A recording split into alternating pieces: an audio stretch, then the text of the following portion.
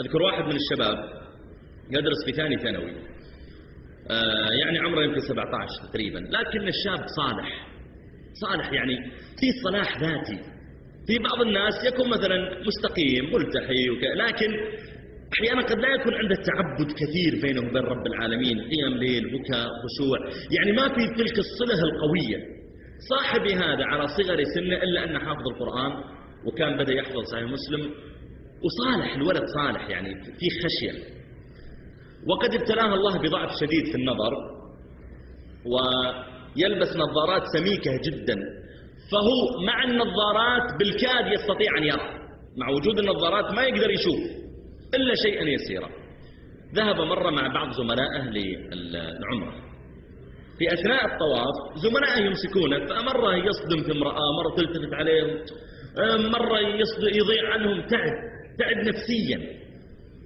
ثم ذهبوا إلى المسعى، هذا يريدون أن يركضوا بين العلمين وهو ما يستطيع.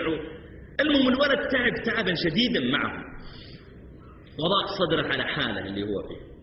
فقال لواحد منهم، قال له يا أخي لو سمحت في ترامس ماء زمزم في المسعى؟ قال نعم. قال طيب أوقفني عند واحد من هالترامس. أخذه من يده وأوقف عند أحد ترامس ماء زمزم. جاء صاحبنا وأخذ الكأس وقرب عند مكان صب الماء وجعل يتلمسه لحد ما رأى، وصاحبه واقف فوقه ينتظر يخلص حتى يكمل به، ثم صب له من ماء زمزم ورفعه. هذه وقفت عليها بنفسي القصر. ثم رفعه ماء زمزم لما شرب له، مثل ما قال النبي عليه الصلاة والسلام. فرفعه قال اللهم يا سميع يا بصير يا من هو على كل شيء قدير، يا من كان نعم المجيب لنوح لما دعاه، يا ذا الجلال، اللهم رد علي بصري. بسم الله. وشرب.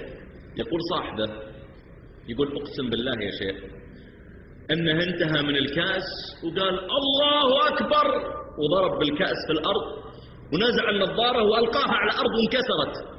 قلنا له يا فلان تكفى كلش إلا النظارة. يدرون التعب عليهم كلش. قال أغناني الله عنها. قالوا كيف؟ قال رد الله بصري. قالوا ها كم هذه؟ قال هذه 7، هذه 9. كم الساعة؟ الساعة 7. ويرد الله عليه بصره في لمحة عين.